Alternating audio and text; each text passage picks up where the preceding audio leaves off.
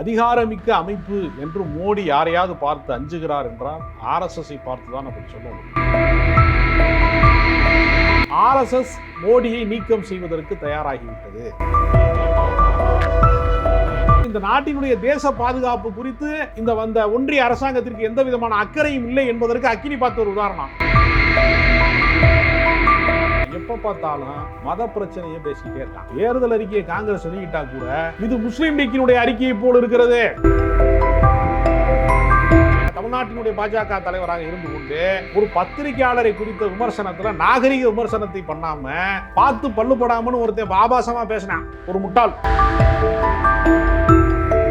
அந்த முட்டாள் தலைவனுக்கெல்லாம் ஒரு முட்டாள் தலைவன் அங்கே இருந்திருக்கான். எங்க மத்திய பாஜக இருந்திருக்கான் அமைச்சரா. அந்த முட்டாள் என்ன பண்ணியிருக்கானா ராஜபுத்திரர்கள் குறித்து இந்த மாதிரியான ஒரு ஆபாசமான குற்றச்சாட்டுகளை அவதூறுகளை பேசியிருக்கான்.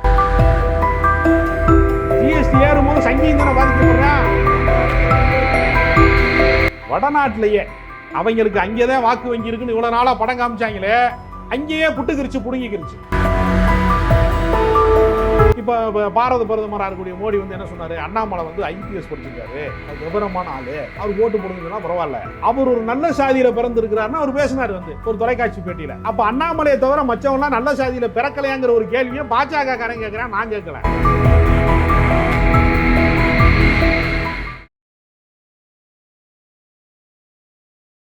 தமிழ் நேயர்களுக்கு வணக்கம். பத்திரிகையாளர் திரு ராஜகம்பீர் நம்மளோட இணைச்சிருக்கோம். வணக்கம் சார். வணக்கம். தேர்தல் பிரச்சாரத்தில் பேசின மோடி என்ன சொல்லியிருக்காரு அப்படின்னா, அவருக்கு எதிராக வெளிநாட்டிலையும் சதி நடக்குது, உள்நாட்டில் அதிகாரம் படைச்சவங்க சதி நடக்குதுன்னு சொல்றாரு. இப்போ வெளிநாட்டு சதி அப்படிங்கிறது ஒரு பக்கம் இருக்கட்டும், உள்நாட்டில் அதிகாரம் படைச்சவங்க சதி பண்றாங்க அப்படிங்கிறாரு. உள்நாட்டில் அதிகாரத்தில் இருக்கிறதே பிஜேபி தானே, அப்போ அவருக்கு எதிர்த்தாப்புல யார் தான் சதி பண்றா? பாஜகவினுடைய தாய் சபை எது என்று கேட்டால் ஆர்எஸ்எஸ். அதிகாரமிக்க அமைப்பு என்று மோடி யாரையாவது பார்த்து அஞ்சுகிறார் என்றால் ஆர்எஸ்எஸ்ஐ பார்த்து தான் அப்படி சொல்ல முடியும். வெளிநாட்டு சதி என்று சொல்கிற போது ஆர்எஸ்எஸ் அமைப்பு பல நாடுகளிலே பரவி இருக்கிறது. எனவே ஆர்எஸ்எஸ்னுடைய அந்த வெளிநாட்டு அமைப்புகளும் உள்நாட்டு அமைப்புகளும் சேர்ந்து ஆர்எஸ்எஸ் பாஜகவிலே வந்து தேவையில்லாமல் ஆக்கிரமித்து விட்டார், தங்களுடைய கட்டுப்பாட்டை தங்களுடைய எல்லையை மோடி மீறிவிட்டார் என்கிற காரணத்தினால் ஆர்எஸ்எஸ் மோடியை நீக்கம் செய்வதற்கு தயாராகிவிட்டது. அதனால்தான் ராஜபுத்திரர்களுக்கு கிளர்ச்சி வருகிற போது ஒரு தவறான வார்த்தையை வந்து ஒரு மத்திய அமைச்சர் பேசுகிறார். அப்படி பேசுவதற்கு எதிராக அவர்கள் அங்கே வந்து யோகி ஆதித்யநாத்துக்கு முன்னாடி போய் அவர்கள் போராடவில்லை. அப்பொழுதும் அவர்கள் மோடிக்கு எதிராக போராடுகிறார்கள் என்று சொன்னால் இந்த சந்தர்ப்பத்தை பயன்படுத்தி கொண்டு மோடியை அப்புறப்படுத்துகிற வேலையை ஆர்எஸ்எஸ் தொடங்கிவிட்டது என்பதுதான் இதில் இருக்கக்கூடிய நிதர்சனமான உண்மையாக இருக்கு. இந்த நாக்பூர் அஜெண்டானது சொல்லாமா, அதாவது மோடி வேண்டாம் ஆனா பிஜேபி இருக்கணும், இந்துத்துவா இருக்கணும்னு ஆர்எஸ்எஸ் நினைக்குதா? ஆமா, எப்பொழுதுமே என்ன நடக்கும்னா உங்களுக்கு ஒரு உச்சத்துக்கு போனதற்கு பின்னால் அதற்கு மேல் வளர்ச்சி இருக்காது. இங்க ஒவ்வொரு மாடியா ஏறுறீங்க, மொட்டை மாடி வந்துருச்சு, அதுக்கு மேல எங்கே போய் ஏறுவீங்க? நீங்க அதுக்கு மேல மொட்டை மாடிக்கு மேல ஏற முடியாது இல்லையா? ஒரு சிகரத்தில் ஏறி விட்டீர்கள்னா சிகரத்துக்கு மேலே எங்கே ஏறுவிய? அப்புறம் இறங்கித்தான் வரணும். நீங்கள் பாஜகவினுடைய வளர்ச்சி என்பது இன்றைக்கு ஒரு கட்டத்திற்கு மேலே அவர்கள் கார்ப்பரேட் மயமாகி தனியார் மயமாகி ஒரு இந்தியாவை வந்து ஒரு மோசமான சூழ்நிலைக்கு அவர்கள் கொண்டு போயிட்டாங்க. இந்தியா முழுக்க 84% இளைஞர்களுக்கு வேலை வாய்ப்பு கிடையாது. வேலை வாய்ப்பு இல்லாத இளைஞர்கள் என்ன செய்வான்னா, முறையான வாழ்க்கையை கட்டமைக்க முடியாதவன் பூரா முறைகேடான வாழ்க்கைக்குள்ளே போயிடுவான். இப்போ பல பேர் சொல்கிறான், இது வந்து கல்லூரி மாணவர்களாக இருக்கிறவனுக்கு கூட சில பழக்கங்கள் சரியில்லாமல் போயிடுது, போதை பழக்கங்களுக்கு ஆளாகிறான் அப்படிலாம் சொல்கிறான் இல்லையா? ஏன் அதெல்லாம் நடக்குது அப்படிங்கிறத நம்ம யோசிக்கணும். இப்போ அக்கினி பாத்தில் வந்து நாட்டினுடைய தேச பாதுகாப்பு சம்பந்தமான விஷயங்களுக்கு வெறுமனை கான்ட்ராக்ட் ஜாப்பில் வந்து ஒருத்தனை வந்து 6 மாதம் பயிற்சி எடுத்துகிட்டு கொண்டு 4 வருஷம் கொண்டு ராணுவ வீரரை வச்சுட்டு அவன் காசு அவனுக்கே பிடிச்சி கோழியோட காலை உடைச்சி கோழிக்கே சூப்பு வச்சு கொடுக்குற மாதிரியே இவங்க பண்ணுறாங்க. அவன் சம்பளத்தையே பிடிச்சிட்டு போகும்போது கொடுப்பாங்களாம். ரிட்டையர்ட், அதாவது அவனுக்கு அவனுடைய பதவி காலம் முடியும் போது அவனுக்கு பணம் கொடுத்து விடுவாங்களாம். ஏன் அவனுக்கு பேங்க்கில் சேஃப்டி பண்ண தெரியாதா, சேவிங் பண்ண தெரியாதா அவனுக்கு? அவன் வங்கி கணக்கில் சேர்த்ததை வாங்க தெரியாதா அவனுக்கு? அப்போ இந்த நாட்டினுடைய தேச பாதுகாப்பு குறித்து இந்த வந்த ஒன்றிய அரசாங்கத்திற்கு எந்த விதமான அக்கறையும் இல்லை என்பதற்கு அக்கினி பார்த்த ஒரு உதாரணம். இவர்கள் எவ்வளவு போலி தேசபக்தர்கள்! நாட்டிற்காக உயிர் தியாகம் செய்வதற்காக எல்லையில் கொட்டுகிற பணியிலையும் கொடூரமான வெயிலையும் பல சிரமமான பணிகளுக்குள்ள ராணுவ வீரர்கள் நிற்கிறான். அவனை பாதுகாக்கிறதுக்கு அவனுக்கு ஊதியம் கொடுப்பதற்கு இவர்களுக்கு வலிக்கிறது. பல்லாயிரம் கோடி கார்ப்பரேட் நிறுவனத்தில் வந்து கடன் வாங்கினதை தள்ளுபடி செய்கிறவன் அதே அரசாங்கம், விவசாயிகளை பழி வாங்குற அதே அரசாங்கம் யாரிடத்திலே என்ன பாரபட்சம் காட்டுகிறார்கள்? ராணுவ வீரர்களுக்கு உரிய ஊதியம் கொடுக்கக்கூடாது, அவர்களுக்கு வந்து எதிர்காலத்தில் வந்து பென்ஷன் இருக்கக்கூடாது, அவர்கள் வாழ்வாதாரத்தை பாதுகாக்கக்கூடாதுன்னு நினைக்கிறான்.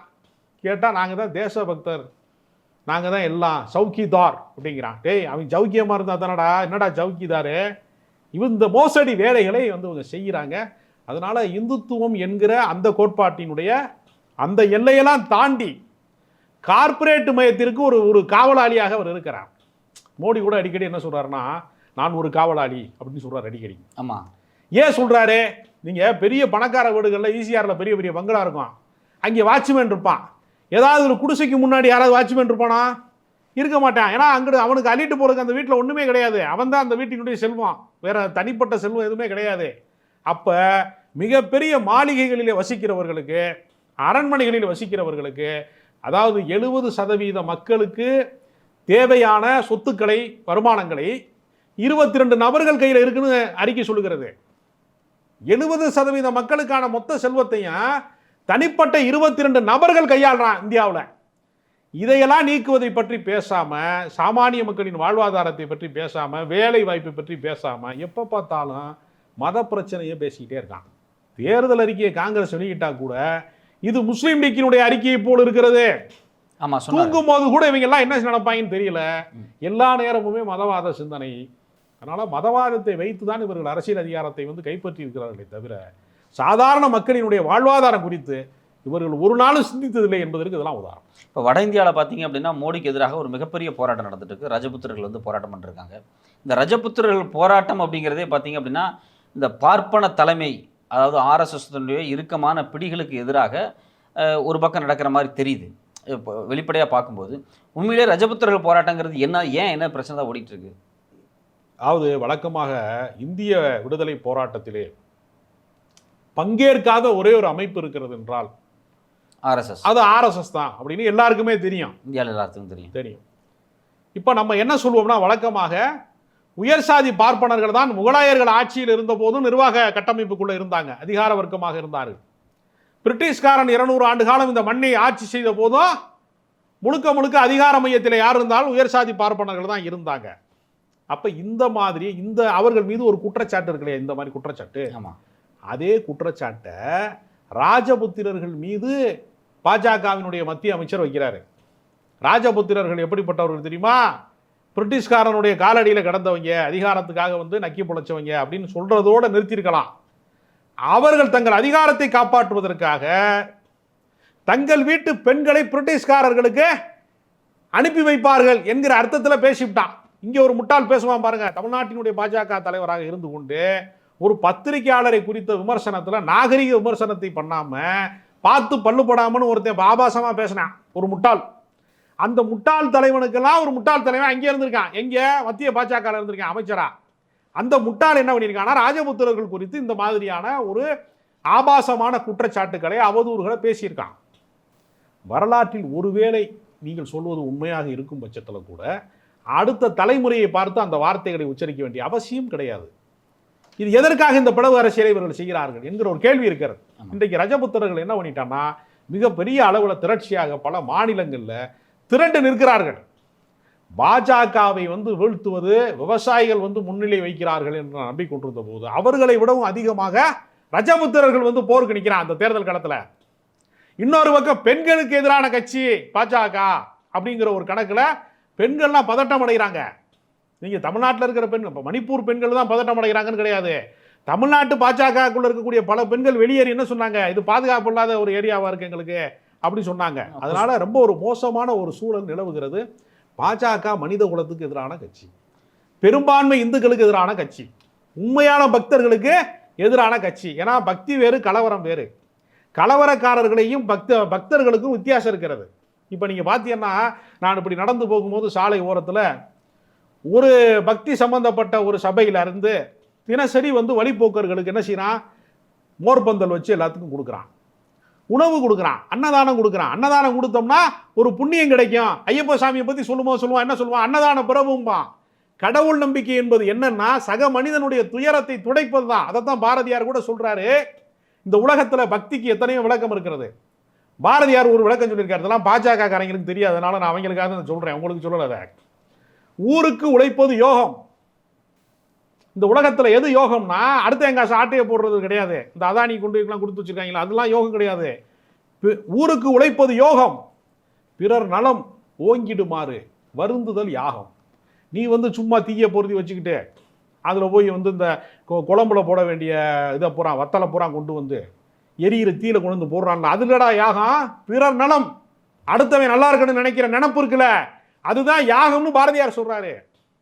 போருக்கு நின்றிடும் பொழுதும் மனம் பொங்குதல் இல்லாத அமைதி மெஞ்ஞானம்னாரு. நீ போருக்கு போய் நின்றால் கூட இறைவனுடைய அனுக்கிரகம் இருந்தால் தான் நான் வெல்ல முடியும், இறைவனுடைய அனுமதி இருந்தால் தான் நான் வந்து இந்த போரில் நான் வந்து உயிரை விட முடியும். இரண்டும் வந்து அவன் கையிலே இருக்கிறது என்று நம்புகிறவன் தான் பக்தன்.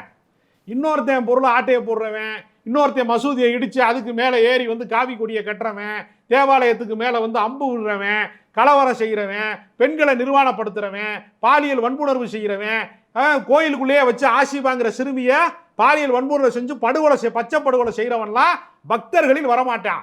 இவன்லாம் சமூக விரோதி. இந்த சமூக விரோதிகள் என்ன செய்யறானா, இந்து என்கிற போர்வைக்குள்ள போய் ஒளிந்து கொண்டு, இந்துத்துவா என்கிற போர்வைக்குள்ள போய் ஒளிந்து கொண்டு உண்மையான பக்தர்களை அவமானப்படுத்துறான். அப்ப உண்மையான பக்தர்கள் அவர்களுக்கு அவமானமா இருக்குமா இல்லையா? காவி என்பது இந்த உலகத்திற்கு ஒரு துறவின் அடையாளம், ஒரு அன்பின் அடையாளம்.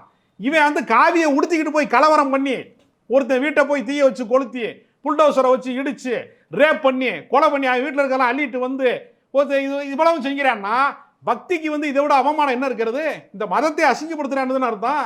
அப்ப நான் கும்பிடுற சாமியை இவன் கேவலப்படுத்துறான்னு அர்த்தம். அப்ப சாமி இல்லைன்னு சொல்லி நாத்தியர்கள் பேசுறான்ல, அப்ப அவன் என்னைக்காவது ஒரு கோயில போய் இடிச்சிருக்கானா நாத்தியர்களே? எங்கேயாவது மசூதியை போய் உடைச்சிருக்கானா? தேவாலயத்தில் தீ வச்சிருக்கானா நாத்தியர்களே? இல்லையே. கடவுள் இருக்குன்னு சொல்றேன் போய் இவ்வளவு வேலையும் செஞ்சுட்டு வந்தேன்னா இது பக்தர்களை அவமானப்படுத்துகிறார். இந்த வேலையைத்தான் பாஜக தொடர்ந்து செய்யறான். செஞ்சுவிட்டு என்ன சொல்றான், நாங்கள் இந்துக்களுக்கான கட்சி. இப்போ நான் என்ன கேட்கிறேன், சங்கிகளுக்கு தனியாக பெட்ரோல் பங்குல கச்சா விலை எண்ணெய் குறைந்து விட்டது, நீங்களாம் தனி வரிசைக்கு வாங்க. இஸ்லாமியர்களுக்கு பூரா அங்கிட்ட 100 ரூபாய்க்கு பெட்ரோல் போடுங்க, கிறிஸ்தவர்களுக்கு அங்கிட்ட 105 ரூபாய்க்கு போடுங்க, சங்கிகளுக்குலாம் வாங்க நாங்கள் 45 ரூபாய்க்கு பெட்ரோல் தரணும் இங்கே கொடுக்குறானா? இல்லையே, சங்கிகளுக்கு தானே பாதிக்கப்படுறேன். ஜிஎஸ்டி ஏறும்போது சங்கியும் தானே பாதிக்கப்படுறேன். அப்போ இவனுக்கு விவரம் தெரியல. எல்லாத்துக்குமே ஒரே விஷயம் தான் பண்ணிக்கிட்டு இருக்கான். உனக்கு பண்ற துரோகத்தை எனக்கு பண்றேன், எனக்கு பண்ற துரோகத்தை உனக்கு பண்றேன். ஆனா யாருக்கு அவன் உண்மையா இருக்கான்னா, கார்ப்பரேட் நிறுவனங்களுக்கு உண்மையா இருக்கான். இந்த நாட்டினுடைய இயற்கை வளங்களை யார் சூறையாடுகிறானா, யார் வந்து அபகரிக்கிறானா, அவனை பூரா பாதுகாப்பா வச்சுக்கிட்டு ஏழை எளிய மக்களை வாட்டி விதைக்கிறான். இதுக்கு பேர் இந்துத்துவமா அப்படின்னு கேட்டா நிச்சயமா இல்லை. இது நம்மளை ஏமாத்துற வேலை, மோசடி வேலை. இந்த மோசடி வேலையெல்லாம் அம்பலப்பட்டு போய் வடநாட்டிலேயே அவங்களுக்கு அங்கேதான் வாக்கு வங்கி இருக்குன்னு இவ்வளவு நாளா படம் காமிச்சாங்களே, அங்கேயே புடுங்கிக்கிருச்சு. கிட்டத்தட்ட ஓட்டு போட மாட்டான். கிட்டத்தட்ட 7 மாநிலங்களில் பார்த்தீங்க அப்படின்னா இந்த ரஜபுத்திரர்கள் வந்து ரொம்ப வீரியமான போராட்டத்தை முன்னெடுத்திருக்காங்க. இப்போ வழக்கமாக இவங்களுக்கு வந்து இப்போ ஜாதிப்பற்றை ஏற்படுத்துறது, ஜாதிப்பற்றே இந்து மதத்துக்கு அடிப்படை, எல்லாரும் அவங்க ஜாதி மேலே பற்றா இருக்கணும்னு சொல்லி இந்த மீசையை முறுக்கிவிடுற வேலையை வந்து ஆர்எஸ்எஸ் இந்துத்துவா செய்யும் இல்லையா? இன்னைக்கு அதே ஜாதிப்பற்று ஆர்எஸ்எஸ்ஸை வீழ்த்த போகுதா? அதுங்க ஜாதிப்பற்று ஜாதி வெறி என்பது, அதாவது இனப்பற்று இனவெறி ரெண்டுக்கு என்ன வித்தியாசம் அப்படின்னா, தன்னுடைய சமூகத்தை சார்ந்தவன் நன்மை செய்கிறான், அதனால் அவனை நான் ஆதரிக்கிறேன் என்று சொன்னால் இனப்பற்று. தன்னுடைய சமூகத்தை சேர்ந்தவன் ஒரு குற்றம் செய்கிறான், அவனை ஆதரிக்கிறது இனவெறி. நான் என்ன சொல்றேன்னா, இப்போ இந்துக்கள் இருக்கான், இந்துக்கள் அல்லது ஒரு ஜாதி அமைப்பில் இருக்கிறவன் இருக்கான், அவன் வந்து அந்த ஜாதி அமைப்பு வந்து ஒரு ஜாதி சங்கத்தை வைத்துக்கொண்டு ஏழை எளிய அந்த ஜாதியில் இருக்கக்கூடிய படிக்க வாய்ப்பற்ற குழந்தைகளுக்கு கல்விக்கு வாய்ப்பளிக்கிறான், ஸ்கூல் ஃபீஸ் கட்டுறான், யூனிஃபார்ம் வாங்கி கொடுக்குறான், அந்த குழந்தைகளுக்கு ஏதோ ஒரு மறுவாழ்வுக்கான ஒரு விஷயங்களை செய்கிறான். இதை நம்ம ஏற்கலாமா, ஏற்கக்கூடாதா? இது பற்று தான். இனப்பற்றுங்கிறது நன்மை செய்கிறதுல தவறு கிடையாது. உன்னுடைய சொந்த சாதி மக்கள் வந்து வறுமைப்படக்கூடாது, கல்வி இல்லாமல் இருக்கக்கூடாது, நல்லா இருக்குன்னு நினைக்கிறது தப்பு கிடையாது. அதுக்கு பதிலாக அங்கே இருக்கக்கூடிய அயோக்கியத்தனம் பண்ணுறவன், ரவுடித்தனம் பண்ணுறவன், கொலை பண்ணுறவன், ஆணவ படுகொலை செய்கிறவன், அராஜகம் பண்ணுறவனை, ரவுடியை வந்து அவன் நம்மாளு அப்படின்னு ஒழிச்சு வச்சேன்னா அது வந்து இனவெறி. இவன் என்ன, நான் பாஜக காரன்லாம் பொறுத்தவரை என்ன செய்வாங்க, ஒவ்வொரு ஜாதிக்காரனையாக தனித்தனியாக போய் பார்க்குறாங்க, பார்த்து அவனை உசுப்பேற்றி விடுவாங்க. இப்போ தமிழ்நாட்டில் பார்த்தீங்கன்னா தேவேந்திரர்கள்ட்ட போய் அதில் ஒரு குழுவினர் அல்லது ஒரு சிறு பிரிவினர் என்ன செய்கிறான்னா, நான் வந்து ஒடுக்கப்பட்டவன் கிடையாது, நான் தலித்தே கிடையாது, என்னை பிற்படுத்தப்பட்டவன் பட்டியலில் சேருங்கிறான். இது ஒரு கோரிக்கை. இவன் என்ன சொல்கிறான்னா, இவனுக்கு வசதியா போச்சு. இவன் வந்து பட்டியல் சாதியிலிருந்து வெளியேறணும்னு சொன்னானா அவனுக்கு இடஒதுக்கீடு கொடுக்க வேண்டிய அவசியம் இல்லைல்ல. ஆமா. சௌரியமா போச்சா? அவனே கோவப்பட்டு என்ன பண்றான், பந்தியில இருந்து அவனா கோச்சிட்டு வெளியே போயிட்டான்னா அவனுக்கு சாப்பாடு போட வேண்டிய அவசியம் கிடையாது, கவர்மெண்ட் வந்து அவனுக்கு உதவி செய்ய வேண்டிய அவசியம் கிடையாதுன்னு தெளிவா வந்து, ஏன்னா அம்பேத்கரோட இவன் பெரிய அறிவாளி, அதனால அவன் வெளியில போறான் பட்டியல் சாதியை விட்டு. அப்ப அவன் வந்து என்ன சொல்றான், எங்களுக்கு மானம் தான் முக்கியம், மரியாதை தான் முக்கியம், நான் பட்டியலை விட்டு வெளியேறேங்கிறான். இவனை போய் உசுப்பேத்துவான். உசுப்பேத்திட்டு என்ன பண்ணுவான், இன்னொரு ஜாதியில போய் இப்போ பாரத பிரதமராக இருக்கக்கூடிய மோடி வந்து என்ன சொன்னார், அண்ணாமலை வந்து ஐபிஎஸ் படிச்சிருக்காரு, அவர் விவரமான ஆள், அவர் ஓட்டு போடுதுன்னு சொன்னால் பரவாயில்ல, அவர் ஒரு நல்ல சாதியில் பிறந்திருக்கிறாருன்னு அவர் பேசினார் வந்து ஒரு தொலைக்காட்சி பேட்டியில். அப்போ அண்ணாமலையை தவிர மற்றவங்களாம் நல்ல சாதியில் பிறக்கலையாங்கிற ஒரு கேள்வியை பாஜக காரன் கேட்குறான், நான் கேட்கல. இப்படி ஒரு நிலைமை இருக்கா இல்லையா? 10 பேர் ஒரு 100 பேர் இருக்க ஊரில் போய் ஒரே ஒரு வீட்டில் மட்டும் ஒரு போர்டை போட்டு இது பத்தினி வசிக்கும் வீடுன்னு போர்டு போட்டாங்கன்னு வச்சுங்க, மிச்ச பொம்பளைலாம் விளக்க மாத்திர அடிப்பாலா அடிக்க மாட்டாளா அந்த வீட்டுக்காரங்கள? அப்ப எல்லாருக்குமான மரியாதையை உறுதி செய்யணும்ல. இவன் போய் என்ன பண்ணுவான்னா ஒரு சாதியை உசுப்பேத்தி விடுவேன். நம்ம இப்போ நம்ம எல்லாமே என்ன செய்வான், ஜாதிக்காரன் பூரா பாருங்க, ஒரு ஜாதிக்காரன் இன்னொரு ஜாதிக்காரனை பத்தி என்ன சொல்லுவான், மோசமான ஆளுங்க அவங்க, கழுத்தை அறுத்து விடுவாங்க, கவனமா இருக்கணும். என்னமோ இவன் பூரா நல்லவே மாதிரியா அவன் பூரா கெட்ட மாதிரி சொல்லுவான். அப்ப ஜாதி ஒழிப்புங்கிறது ஏதோ தீக்காக்காரன் பேசுறேன், கம்யூனிஸ்டுக்காரன் பேசுறேன், முற்போக்காரன் பேசுறேன் ரொம்ப பேர் சொல்லிட்டு இருக்கேன், நான் அதை ஏத்துக்கவே மாட்டேன். ஜாதி ஒழிப்பை யார் பேசுறான்னா, ஏன் ஜாதியை தவிர எல்லா ஜாதியும் ஒழியணும்னு எல்லாருமே பேசுறாங்க. எல்லாருமே ஜாதி ஒழிப்புக்கு போராடிக்கிட்டு இருக்கான். ஏன் ஜாதியை விட்டுட்டு மிச்ச ஜாதியை பூரா அடிக்கணுங்கிறான். அதனால இவங்க போய் உசுப்பேத்தி என்ன பண்றதுன்னா, ஒவ்வொரு ஜாதியா தனித்தனியா போய் இவங்க சந்திச்சு உசுப்பேத்துவாங்க. ஆமா, உசுப்பேத்தி ஒரு கட்டத்துக்கு மேல என்ன ஆகும், ஒரு ஜாதிக்காரனுக்கு இன்னொரு ஜாதிக்காரனுக்கு மோதல் வருதா, அதுல வந்து இவன் என்ன பண்ணுவான்னா அரசியல் வேட்டையாடுவதற்கு, அதிகாரத்தை கைப்பற்றுவதற்கு பாஜக குறுக்குச்சால் ஓட்டுவான். இதைத்தான் மணிப்பூர்ல செஞ்சான். மெய்த்தீன மக்களுக்கும் குக்கியின மக்களுக்கும் ஒரு மோதலை அவனே கிரியேட் பண்ணி அங்க இருக்கக்கூடியதை வந்து என்ன பண்ணிட்டான், பழங்குடியின மக்களுக்கும் இன்னொரு மக்களுக்குமான மோதலை உருவாக்கி என்ன பண்ண, மத பிரச்சனையை மாற்றி விட்டு போயிட்டானா. அப்போ அந்த இடம் பூரா யாருக்கு சொந்தம், கார்பரேட் நிறுவனங்களுக்கு விற்கிறதுக்கு ஏற்பாடு பண்ணியிருக்கேன். நீ அடிச்சுக்கிட்டுச்சா நான் எல்லாத்தையும் வித்துடுறேங்கிறான். இதே தான் ஒட்டுமொத்த நாடையுமே அதாவது இந்தியா வந்து ஒரு ரியல் எஸ்டேட் நிறுவனம் மாதிரி ஆயிடுச்சு. இடம் விற்பனைக்கு காத்திருக்கிறது. அதனால இன்னும் கொஞ்ச நாள்ல எல்லாத்தையுமே வித்துருவாங்க. இப்போ 10 வருஷம் ஆட்சியே வெறும் சூப்பு தாங்கிறாப்புல. சூப்புக்கே எப்படி? சூப்பை குடிச்சவனே செத்துட்டானே, விருந்து போட்டேன்னா எல்லாருமே செத்துருவான். கொடூரமான ஒரு ஆட்சி, ஒரு 10 ஆண்டு காலம் வந்து ஒரு சர்வாதிகார ஆட்சியை நடத்திட்டாங்க. இவர்களை உடனே வீட்டுக்கு அனுப்பலைன்னா பெரும்பான்மை மக்களுக்கு ஆபத்து, பிற்படுத்தப்பட்டவனுக்கு ஆபத்து, ஒடுக்கப்பட்டவனுக்கு ஆபத்து, சிறுபான்மை மக்களுக்கு ஆபத்து, பெண்களுக்கு ஆபத்து, விவசாயிகளுக்கு ஆபத்து. கார்ப்பரேட் நிறுவனங்களை கழித்து விட்டு, பெருங்கோடீஸ்வரர்களை கழித்து விட்டு, உயர் சாதியினரை கழித்து விட்டு, அத்தனை பேரையும் தெருவில் பிச்சை எடுக்க வைக்கிறதுக்கான வேலையை பாஜக செஞ்சுட்டான் 10 ஆண்டுல. இப்போ இவர் என்ன சொல்றாரு அப்படின்னு நேற்று பிரதமர் மோடி பேசும்போது, பெண்கள் அதாவது சக்திகள் தான் எனக்கு ஒரு பெரிய பலம் அப்படின்னு சொல்றாரு. ஆனால் இன்னொரு பக்கம் பார்த்தீங்கன்னா 1 லட்சம் பெண்கள் வந்து நடு ரோட்டில் இறங்கி போராடிட்டு இருக்காங்க வட இந்தியா முழுக்க. மணிப்பூரில் பெண்கள் இறங்கி போராடிட்டு இருக்காங்க. பட் இவர் சொல்ற பெண்கள் சக்தி அப்படிங்கிறது என்ன, இவர் எதை சொல்ல வர்றாரு? மோடி அவர்களுடைய மனைவியிடம் நீங்கள் பேட்டி எடுக்கணும் இது சம்மந்தமாக. நீங்கள் ஏங்கிட்ட அந்த பேட்டியை நீங்கள் கேட்டிருக்கக்கூடாது. அவர் சம்பந்தப்பட்டவர்களுக்கே அவங்க யார் அப்படிங்கிறது நமக்கு தெரியும். மணிப்பூர் பெண்கள்கிட்ட போய் பேட்டி கேட்கணும், பாஜக வந்து பெண்களுக்கு என்ன செய்திருக்கிறதுன்னு. மணிப்பூர் பெண்கள் மட்டும் கிடையாது, எல்லா பெண்களுக்கும் காலையில் எந்திரிச்சு காஃபி போடணுங்கிறதுக்காக கேஸ் சிலிண்டரை ஓப்பன் பண்ணுற எல்லா பெண்களுமே பாஜகவுக்கு எதிராக ஓட்டு போட தயாராகிட்டாங்க. இதே நிலைமை. ஏன்னா சிலிண்டர் விலையை 425 ரூபா விற்ற சிலிண்டர் விலையை 1000 ரூபாயை தாண்டி விற்றதுனால பெண்களுக்கு எதிரான கட்சி பாஜக அப்படிங்கிறது. ஏன்னா பெண்கள் வந்து சனாதன கோட்பாடுபடி படி தாண்டாதவ தான் பத்தினின்னு பழைய காலத்தில் வச்சுருந்தாங்க. அதே மாதிரி பெண்களுக்கு கல்வி கொடுக்கக்கூடாது, திருமண வாழ்க்கை வந்து குழந்தை திருமணம் செய்கிறது தான் சனாதனம். அவர்கள் கல்வி கற்கக்கூடாது, அவர்கள் அரசு வேலைக்கு போகக்கூடாது, வீட்டை தாண்டி அவர்கள் வாழவே கூடாது, பெண்கள் வீட்டை விட்டு வெளியேறிட்டாங்கனாலே அவங்க கெட்டு போயிடுவாங்கன்னு சொன்னது தான் ஜனாதன வாழ்க்கை. அப்போ இதை பின்பற்றுவதற்கு யாராவது தயாராக இருக்கிறார்களா என்று கேட்டால் யாருமே இல்லை. அதனால நிச்சயமாக பெண்கள் யாருமே பாஜகவுக்கு வாக்களிக்க மாட்டாங்க. மோடி பேசுகிற எல்லா மொத்த பொய்களும் அம்பலப்படுகிற ஒரு காலம் வந்து கெட்டிக்காரை முழு 8 நாளைக்கு. தமிழ்நாட்டுக்காரனுக்கு முதல் நாளோ 2வது நாளோ மோடியின் பொய்கள் புரிந்து விடுகிறது, பாஜகவின் பொய்கள் புரிந்து விடுகிறது. வட மாநிலங்களுக்கு இந்த 10 ஆண்டு காலம் ஆகிவிட்டது அவருக்கு புரிகிறது. ஆனால் அவர்களும் ஒரு புரிதலுக்கு வந்திருக்கிறார்கள் என்பதைத்தான் வட இந்திய ஊடகங்களே இன்றைக்கு கருத்து கணிப்பில் பாஜக வெல்லாது என்கிற ஒரு கருத்தை சொல்றாங்க. இந்த அதிருப்தியான வட இந்திய குழுக்கள் இருக்காங்களே, ராஜபுத்திரர்கள் முதல் கொண்டு, இவங்க கண்டிப்பா இந்தியா அலையன்ஸ் ஆதரிப்பாங்க அப்படின்னு நீங்க நம்புறீங்களான்னு? பாஜக எதிர்ப்பாளர்களுக்கு இருக்கிற ஒரே வாய்ப்பு இந்தியா கூட்டணி மட்டும்தான். ஏன்னா இந்தியா கூட்டணிக்கு யாரெல்லாம் ஆதரவு தெரிவிக்கிறாங்கிறது ரொம்ப முக்கியமான விஷயம். பாஜக வேட்பாளர்கள் ஆதரவு தெரிவிக்கிறான். நடிகை ராதிகா சொல்றாங்க மாற்றம் வர வேண்டும்ங்கிறாங்க. மீண்டும் மோடி வேண்டும் மோடின்னு பாஜக காரன் கோஷம் போட்டுக்கிட்டு இருக்கும்போது நடிகை ராதிகா என்ன சொன்னாங்க? பாஜக சார்பாக நிறுத்தப்பட்ட நடிகை ராதிகா என்ன சொன்னாங்க? மாற்றம் வர வேண்டும்னாங்க. என்ன மாற்றம்? மீண்டும் மோடி பிரதமர் ஆகக்கூடாதுன்னு பாஜக வேட்பாளர்கள் சொல்லக்கூடிய ஒரு காலகட்டம் வந்து விட்டது. அதே மாதிரி பாருங்க, குஷ்பு இந்தியா வாழ்கங்கிறாங்க, பிரச்சாரத்துக்கு வரமாட்டாங்க. பிரச்சாரத்துக்கு வரமாட்டேன் ஏன்னா இந்த கட்சி தோக்கணுங்கிறாங்க. அதையெல்லாம் விட முக்கியமான விஷயம், வெளிநாட்டில் இருக்கக்கூடிய மிகப்பெரிய தொழில் அதிபர்கள் இந்தியாவிற்கு வந்து தொழில் தொடங்குவதற்கு வர மறுக்கிறார்கள். நாங்கள் வரமாட்டோம் ஏன்னா இந்தியாவினுடைய சூழல் மாறுகிறது அப்படிங்கிறதுக்காக உலகத்தின் மிகப்பெரிய கோடீஸ்வரன் யாரு? Elon mask. அவர் வந்து பயணத்தை ரத்து செஞ்சுட்டாரு. அவர் இந்தியாவுக்கு நான் வரமாட்டேங்கிறாரு.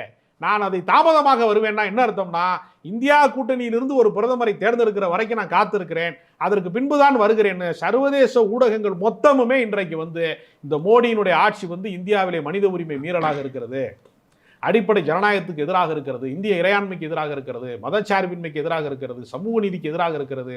அதனால இந்தியாவிலே ஒரு ஜனநாயகம் காப்பாற்றப்பட வேண்டும் என்றால் பாஜக ஆட்சி அதிகாரத்திலிருந்து கீழிறங்க வேண்டும் என்பதை உலகமே உற்று பார்க்கிறது. உங்களுடைய நேரத்துக்கு கருத்துக்கு ரொம்ப நன்றி சார்.